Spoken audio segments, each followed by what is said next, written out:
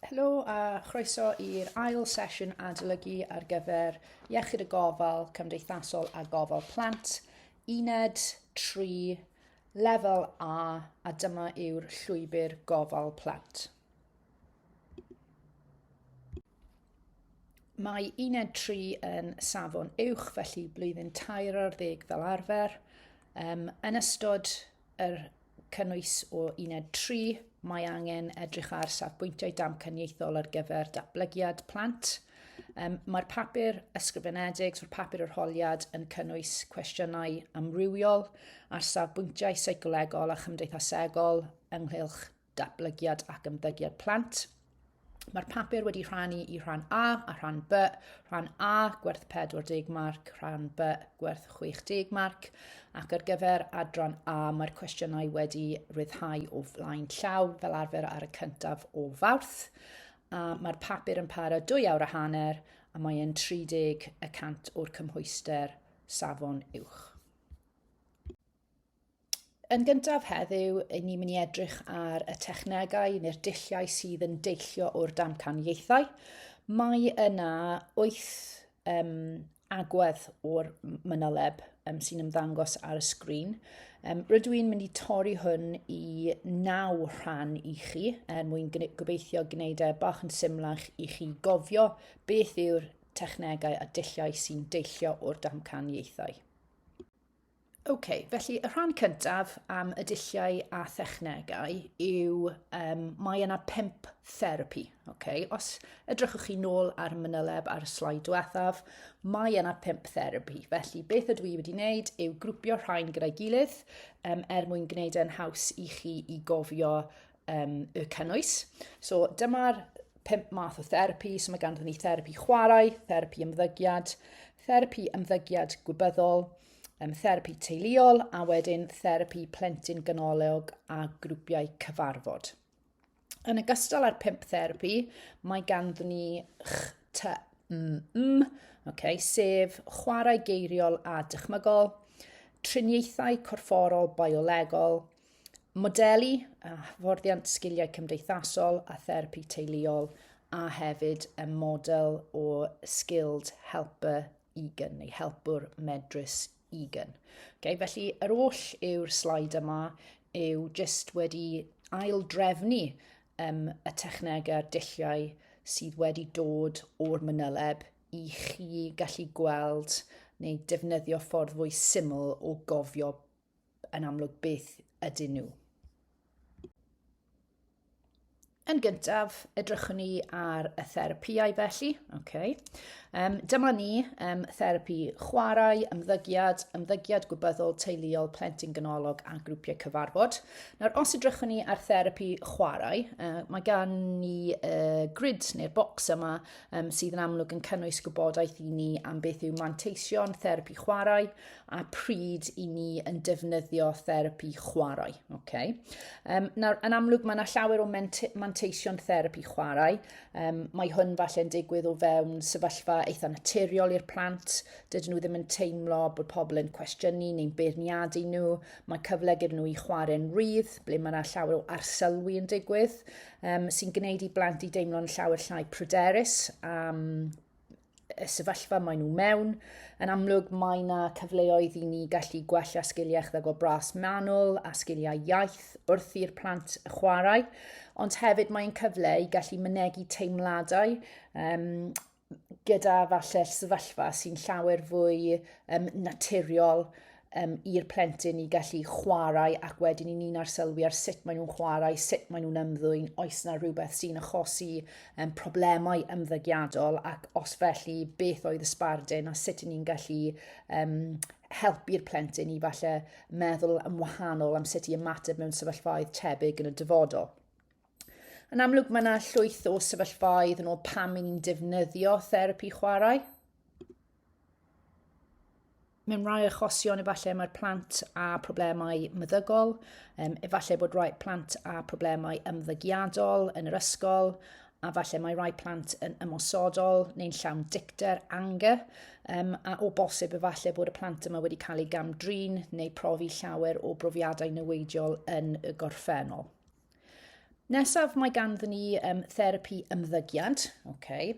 Felly mae therapi ymddygiad yn datblygiad o ddamcaniaeth cyflyru Skinner, ble yn amlwg i ni'n gallu cyflyru plant i ymddwyn mewn ffyrdd gwahanol, ac mae hwn yn digwydd o ganlyniad i atgyfnerthu, so reinforcement, ble mae atgyfnerthu yr ymddygiad i ni'n dymuno neu'r ymddygiad delfrydol yn digwydd, ac wedyn mae yna anwybyddu neu gosbi os mae ymddygiad anymunol yn digwydd. Felly mae hwn yn helpu plant i wybod sut i ymateb mewn sefyllfaoedd, pam maen nhw falle'n cael ei gosbi am ymateb mewn sefyllfa, ac i ddysgu ac i newid yr ymddygiadau mwyn i reina i fod yn ddymunol yn y dyfodol. Hefyd yn amlwg mae hwnna cysylltiad gyda damcaniaeth dysgu Cymdeithasol bandiwro, ble mae yna ffordd ymarferol gyda ni i addasu ymddygiad plant mwyn gallu rhoi canlyniadau gwell neu gorau fwy dymunol iddyn nhw yn y dyfodol. Felly mae'n syniad i chi gallu gwneud cysylltiad gyda Skinner a bandiwro gyda yn amlwg therapi ymddygiad. Nawr te, edrychwn ni ar therapi ymddygiad gwybyddol. Nawr, gyda ymddygiad gwybyddol, i ni nawr eisiau newid sut mae plant yn dehongli eu emosiynau ac iddyn nhw gallu ymdopi â phrofiadau negyddol mewn ffordd fwy cadarnhaol neu fwy positif yn y dyfodol. Mae'n helpu plant i sylwi bod modd o reoli ymddygiad a emosiynau, a mae hunan reolaeth ac ymwybyddiaeth emosiynol yn amlwg yn rhywbeth sy'n cael ei ymarfer yn ystod y therapi yma. Felly mae CBT yn dysgu sgiliau ymdopi i berson a sut maen nhw'n gallu delio â gwahanol broblemau. Mae'n canolbwyntio ar sut mae rhywun yn meddwl, y credoau a'r agweddau sydd ganddyn nhw ac i gwneud rhain yn effeithiol a sut mae pethau negatif yn gallu cael ei droi at rhywbeth positif. Felly mae'r gwybyddol yn edrych ar y pethau i chi'n meddwl, gyda'r ymddygiad yn edrych ar y pethau i chi yn ei gwneud o ganlyniad. Yn ystod y sesiynau byddwch chi'n gweithio trwy ymarferion i archwilio eich meddwl, eich teimladau ac ymddygiad, ac i gytuno ar gweithgareddau mwyn gwella ar y meddwl yma, mwyn gallu reoli sefyllfaoedd ac ymddygiadau delfrydol yn y dyfodol. Nesaf mae ganddyn ni therapi deilliol. So dyma ble mae'r teulu yn dod at ei gilydd i oresgyn anhawsterau a phroblemau sydd yn codi rhwng y teulu. Weithiau mae'n cael ei ddefnyddio mewn argyfwng, emergencies. Weithiau mae'n cael ei ddefnyddio pan mae anhawsterau perthynas gyda rhieni, enghraifft falle materion iechyd meddwl neu problemau ymddygiad gyda'r plant. A'r cyfle sydd gan y teulu yw i ddod at ei gilydd ac i siarad am ei gryfderau, gwendidau, be maen nhw'n hoffi a ddim yn hoffi am ei gilydd, ac i siarad mewn ffordd agored, diogel, ble i ni'n gwrando'n astyd ar beth sydd gan aelodau'r teulu i weid am sefyllfaoedd penodol. Y gobaith yw wedyn i'r teulu gallu gwella cyfarthrebu, datrys unrhyw gwrthdaro sy'n digwydd, deall anghenion eu hunan yn well a sut mae dynamics teuluol falle yn effeithiol mewn rhai sefyllfaoedd a ddim mor effeithiol mewn sefyllfaoedd eraill, ac yn amlwg i'r perthynas i dyfu ac i wella a datblygu mewn sefyllfa sy'n ddiogel.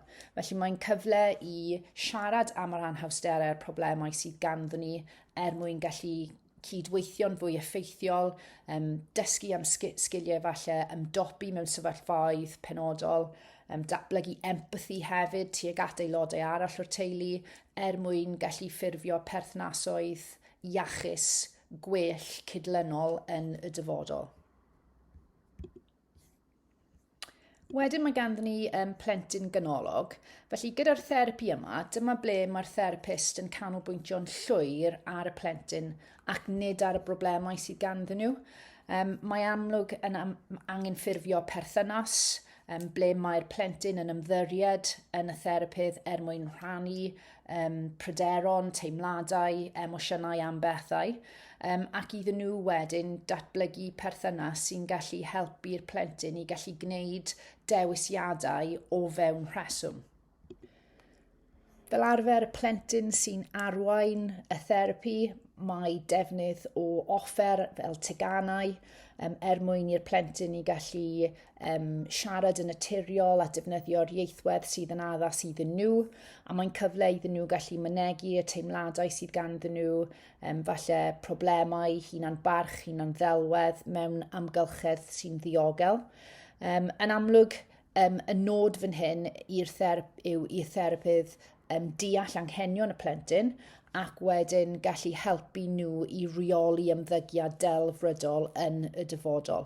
Mae'n y plentyn really sy'n gwneud y penderfyniadau o fewn rheswm a'r plentyn sy'n cael yr holl sylw mwyn gallu dod at penderfyniadau call sydd yn mynd i elwa y plentyn. Nad ydw i wedi cyflwyno popeth i chi o'r dulliau a technegau sy'n deillio o'r damcaniaethau, hoffwn i gyflwyno cwestiwn arholiad i chi jyst ar y 5 math o therapi. Okay? So yn amlwg mae'n astudiaeth achos fan hyn, cymerwch eich amser i ddarllen yr astudiaeth achos. A wedyn, os edrychwch chi ar y cwestiwn ar y gwaelod, mae yna 2 rhan i'r cwestiwn yma, a mae e gwerth 18 marc. Nawr, dydw i ddim eisiau i chi i dalu sylw at y darn cyntaf o'r cwestiwn, sef disgrifiwch sut byddai damcaniaethau ymlymiad yn gallu esbonio ymddygiad Sophie. Anghofiwch hynny. Be hoffwn i chi ganolbwyntio ar yw y trafodwch. Okay? So trafodwch sut byddai therapi ymddygiad gwybyddol yn gallu helpu a chefnogi Sophie. So cymerwch ychydig o funudau a wedyn ar y sleid nesaf edrychwn ni ar posibiliadau i chi i gynnwys fel rhan o'ch atebion chi. Okay, so peth cyntaf mae angen sylwi ar fan hyn yw'r berf. So mae'r berf trafodwch gyda ni, a mae hwn cyfwerth a 3, okay, sef 10 marc. Felly y peth cyntaf gallwn ni sôn am fan hyn yw bod therapi ymddygiad gwybyddol yn deall bod yna ffyrdd gwahanol o feddwl am sefyllfaoedd gwahanol, a wedyn i Sophie ystyried beth falle yw y ffordd mwyaf priodol o feddwl am y sefyllfaoedd sydd wedi codi yn ei sefyllfa hi.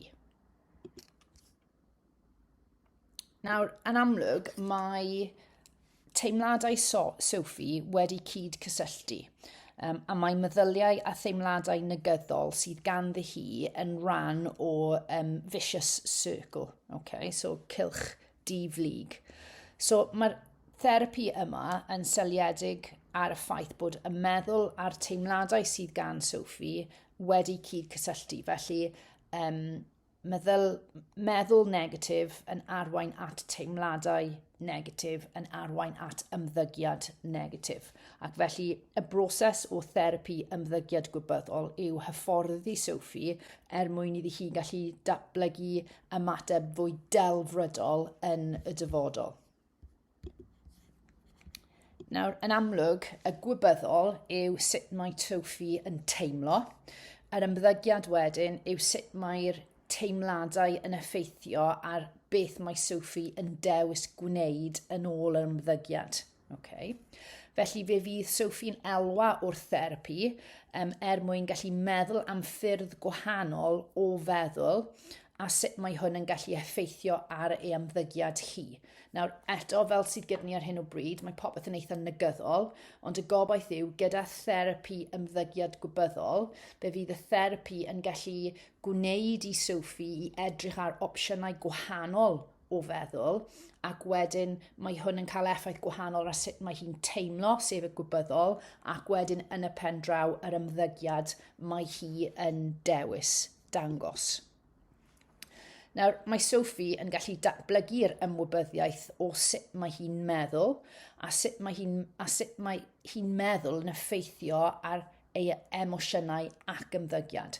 Os mae hi'n gallu cymryd rhywfaint mwy o gyfrifoldeb am sut mae'n meddwl am y sefyllfa, bydd hwn wedyn yn gallu cael effaith gwell ar ei emosiynau ac ymddygiad yn y dyfodol. Mae CBT gobeithio mynd i helpu Sophie i ddehongli a gwerthuso teimladau ei hunan a wedyn dangos ymddygiad gwell wrth iddi hi ddelio gyda'r ysgariad yma. Mae e hefyd yn mynd i helpu Sophie ddeall taw dim y meddyliau ei hunan yw'r broblem, ond sut mae hi'n dewis defnyddio a ymateb i'r meddyliau yma, a bod angen iddi hi cael rhywfaint mwy o falle hunan reolaeth neu dulliau ymdopi. Mae'n helpu Sophie wedyn i gwynebu'r ofnau sydd ganddi hi a sydd yn gysylltiedig gyda'r meddyliau negyddol. Ond yn amlwg y brif nod yw adnabod a herio'r meddyliau negyddol a'r patrymau o feddyliau sy'n achosi'r pryder am yr ymddygiad heriol yma. Os mae Sophie yn gallu delio gyda hyn, yn amlwg y gobaith yw fe fydd yr ymddygiad yn gwell yn y dyfodol. Dyma astudiaeth achos newydd. Mae angen darllen yr astudiaeth achos yma mwyn ateb y cwestiwn nesaf sydd hefyd wedi selio ar un o'r 5 math o'r therapi o'r manyleb.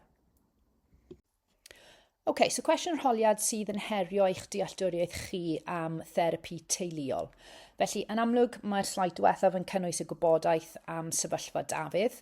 Nawr felly, mae disgwyl i chi gallu dadansoddi sut byddai therapi teulu yn gallu helpu ddatrys yr anhawsterau a pherthnasoedd sydd yn sefyllfa Dafydd. Nawr, y peth cyntaf i sôn am yw bod therapi teuluol yn helpu ddatrys anhawsterau perthynas o fewn y teulu, gan bod e'n cyfle i gallu i rando ar eraill yn sôn am gryfderau, gwendidau, hoffbethau a casbethau ei hunan mewn sefyllfa agored, diogel, ble mae neb yn barnu eraill am y pethau sydd yn codi o fewn y trafodaeth.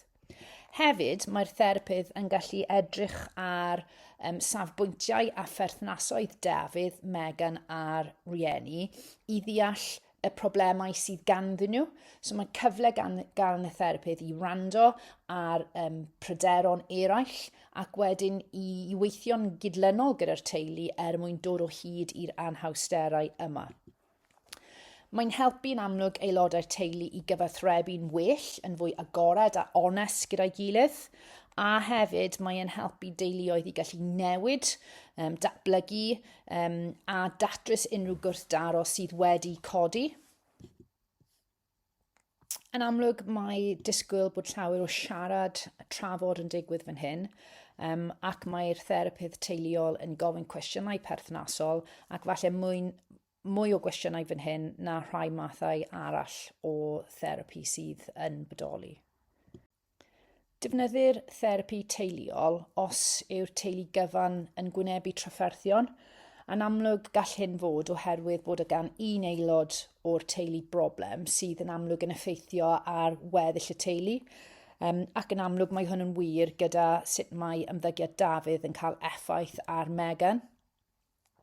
Mae'r therapyddion yn gweithio mewn tîm siarad gyda'i gilydd o flaen y teulu, ac mae'r broblem a'r syniadau sy'n dod i'r amlwg wedyn yn amlwg yn agored i bawb i weld ac i glywed, a mae'r teulu yn gwrando ar yr hyn sydd yn digwydd.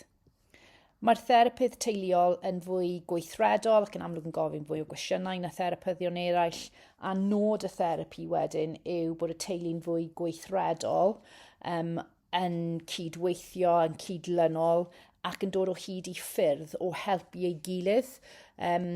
Boed y broblem yn cael ei chredu fel mater personol neu'n fater deuluol, ac felly y cydweithio y penderfynu ar y cyd sy'n mynd i helpu llwyddiant y therapi yma.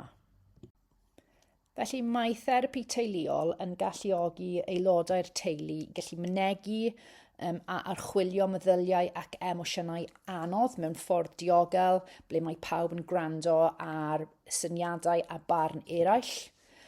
Yn amlwg mae'n cyfle i ddeall profiadau a safbwyntiau ei gilydd, ac mewn rai achosion i ni falle yn gwario gormod o amser yn meddwl am ein hunan a safbwyntiau ei safbwynt eich hunan na safbwyntiau eraill. Yn amlwg mae'n cyfle i gallu gwerthfawrogi anghenion eich gilydd, beth mae pobl arall yn ffeindio fe'n anodd i ymdopi gyda, beth mae pobl falle'n gweld sy'n gryfder ynddoch chi, a sut falle gallwch chi gwneud mwy o'r gryfderau mwyn gwella eich perthnasoedd yn y dyfodol. Mae'n cyfle i adeiladu ar eraill hefyd, a fel dwedais i adnabod bod gan pawb cryfderau ac i beidio i danseilio a siarad i lawr am y teulu, ond hefyd i gofio am beth ni'n hoffi mewn pobl a sut mae'r pethau da yna'n gallu gwneud i ni deimlo yn well yn dyfodol.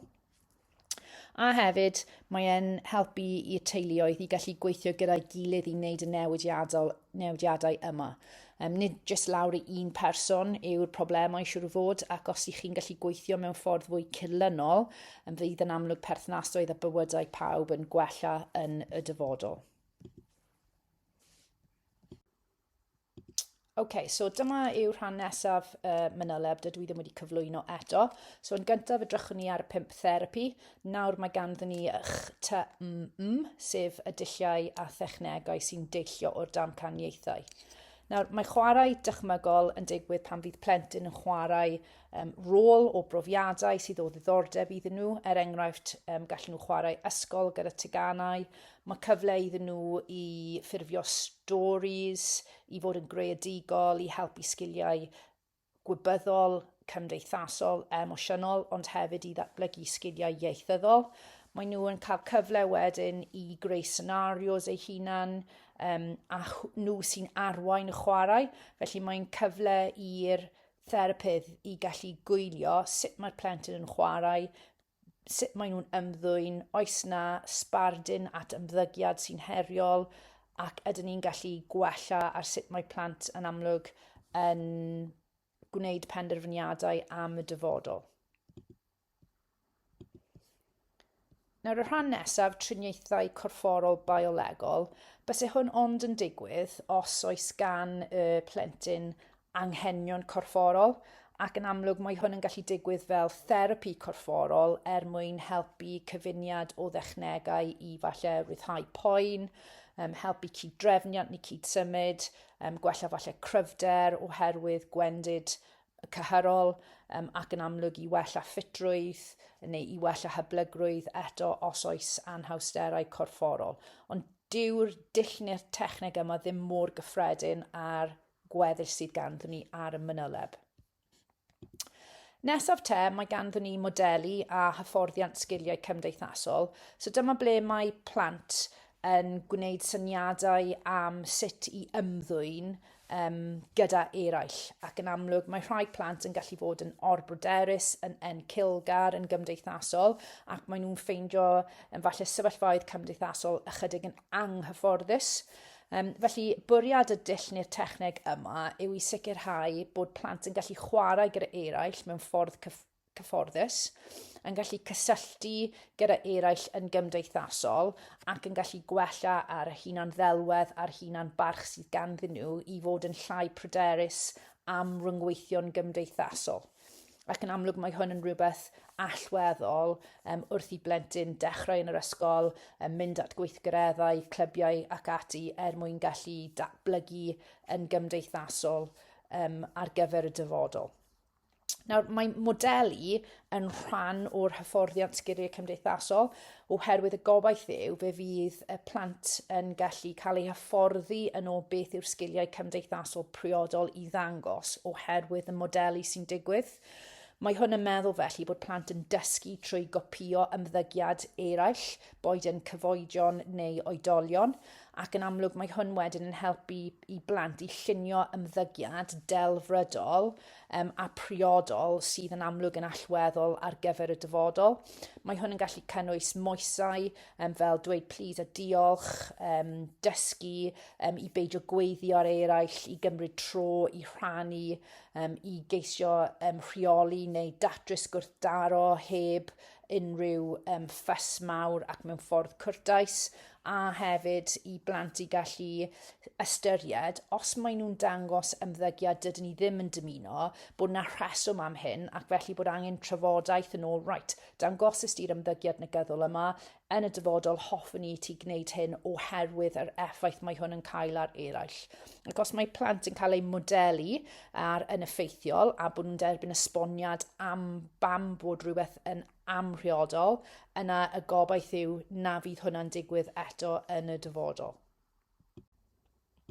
Yn olaf, mae ganddyn ni model helper medrus Egan, neu Egan Skilled Helper Model. Mae'r model yma yn fodel o gwnsela sy'n strwythedig ac yn syliedig ar atebion. Mae yna 3 cam ble mae'r therapydd yn defnyddio pob gam mwyn helpu cleiant i symud ymlaen gyda anhawsterau yn y dyfodol. Fyddai'n trafod y 3 cam mewn ychydig o eiliadau. Mae'r dull yma wedyn yn annog cleientiaid neu unigolion i fynd ati'n weithredol, so actif, i dehongli ei byd a rhoi ystyr i sefyllfaoedd mwyn gallu goresgyn heriau a gosod nodau realistig ar gyfer y dyfodol.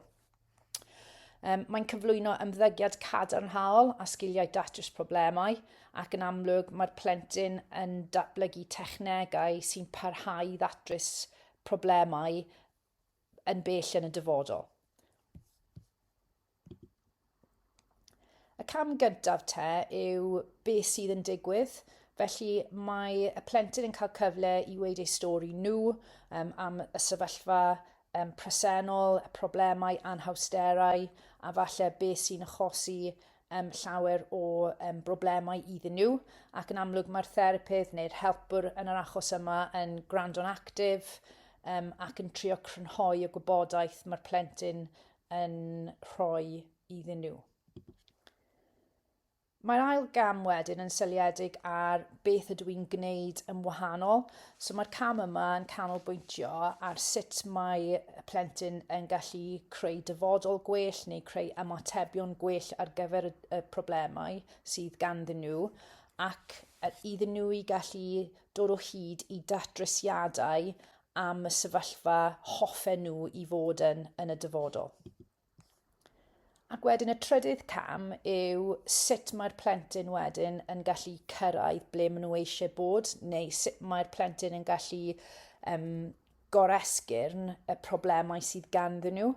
A dyma ble mae'r helper neu'r therapydd yn gwneud penderfyniadau ar y cyd gyda'r plentyn i gallu dod o hyd i datrysiadau a strategaethau effeithiol iddyn nhw i gallu dod â ymddygiad neu newidiadau positif yn y dyfodol. Mae yn syniad i chi edrych ar y 3 cam yma mwyn gallu yn amlwg ateb unrhyw cwestiwn sy'n codi yn yr haf. So nawr mae ganddyn ni diffiniadau. So mae'r diffiniad cyntaf yn diffiniad o chwarae a dyma sut mae e'n cael ei ddiffinio. So yr hyn mae plant a phobl ifanc yn ei gwneud pan fyddant yn dilyn eu syniadau a ddiddordebau eu hunan, eu ffordd eu hunan am ba bynnag rheswm.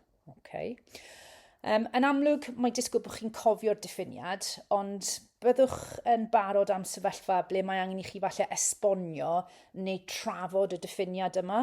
So os y ni yn edrych ar y diffiniad, mae e'n gallu rhoi cyfle i blant i gymryd rhan mewn gweithgareddau oherwydd mwynhad a dewis rydd eu hunan. Does dim nod neu targed penodol neu pwrpas difrifol am beth sy'n digwydd. Ac yn amlwg mae'n cynnwys gweithgareddau, mae'r plant yn dewis oherwydd maen nhw'n cael eu diddanu gan eu hunan. Ac o ganlyniad i hyn, wrth gwrs, mae yna byddion ymddygiadol, cymdeithasol, falle sgiliau echddygol bras manwl sy'n dod o sut mae'r plentyn yn chwarae. Ond mae angen i chi gallu esbonio y diffiniad, nid just diffinio beth yw chwarae. Yn yr un ffordd wedyn, mae ganddyn ni gwaith chwarae. Felly mae gwaith chwarae yn cael ei ddiffinio fel y broses o greu a chynnal mannau i blant chwarae. Mae'n broffesiwn medrus sy'n cyfoethogi ac yn gwella chwarae plant. Felly, yn yr achos yma, mae ganddyn ni oedolion neu pobl sy'n gyfrifol i sicrhau bod mannau chwarae blant sydd yn addas, maen nhw'n creu mannau addas, a maen nhw'n cynnal, maintain yr ardaloedd yma i sicrhau bod plant yn gallu dewis be maen nhw eisiau yn rydd, a bod gyda nhw yn amlwg cymhelliant i ymgymryd yn y fath o chwarae. Ac felly mae'n bwysig ystyried anghenion y plant, oedrannau y plant, diddordebau y plant, mwyn creu mannau chwarae sy'n briodol iddyn nhw. Os mae hwn yn digwydd wedyn yn amlwg, mae'n cyfle i bobl i gallu datblygu'n gadarnhaol, oherwydd maen nhw'n gallu ymddwyn yn delfrydol o fewn amgylcheddau amrywiol, a bod ganddyn nhw cyfleoedd chwarae pwrpasol iddyn nhw. Nawr te ni'n edrych ar y manyleb yn ôl beth yw pwrpas pwysigrwydd chwarae. Nawr, mae'n digon rwydd falle i chi jyst i gofio y gwybodaeth yma sydd yn ymddangos yn y bocs, neu falle i chi yn dysgwyr gweledol, visual, ble mae'n well bod chi'n gweld pethau mewn ffordd falle delweddau i chi gallu cofio gwybodaeth. So, yn yr achos yma, mae ganddyn ni bod chwarae yn rhan hanfodol, felly roeddais i siocled mewn ar gyfer y rhan honfodol. Mae'n sôn am bod y plant yn cael cyfle i mwynhau plentyndod. Wedyn yn amlwg bod ganddyn ni datblygiad cymdeithasol, deallusol, emosiynol, cymdeithasol, ieithyddol o ganlyniad i chwarae. Mae e'n hawl statudol bod plant yn cael cyfle i chwarae. Mae yna cyfle iddyn nhw i gwella ar ei greadigrwydd. Mae'n cael cyfle i wella ar y dychymyg, imagination, a deheirwydd, dexterity. Yn amlwg mae'n gwella cryfder y corff, mae'n gwella cryfder gwybyddol a emosiynol ar yr un pryd, a hefyd mae plant yn cael cyfle i ryngweithio ar byd o'i cwmpas. Felly dyma yw ffordd chydig yn wahanol o gofio beth oedd pwrpas pwysigrwydd chwarae. Dyma'n rhan o'r manyleb nawr sy'n sôn am sut mae chwarae yn datblygu arferion gydol oes. Felly lifelong habits.